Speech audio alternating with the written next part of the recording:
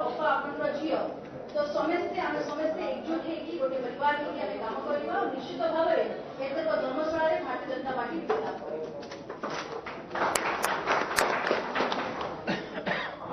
रवि भाई doctor Ravinarayan Behera Jajpur parliament प्रत्याशी आपको अनुरोध कर शब्द रखे। धन्यवाद। जय श्री राम।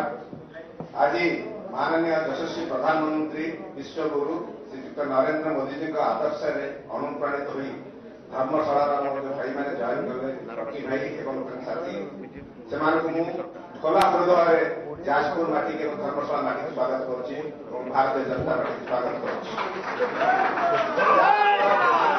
माननीय गृहमंत्री गतकाली कहले अब की बार बीजेपी सरकार ओडिशा बीजेपी सरकार तेणु ये परिवर्तन स्वर एथर ओडिशा बीजेपी सरकार बीजेपी सरकार तेणु ये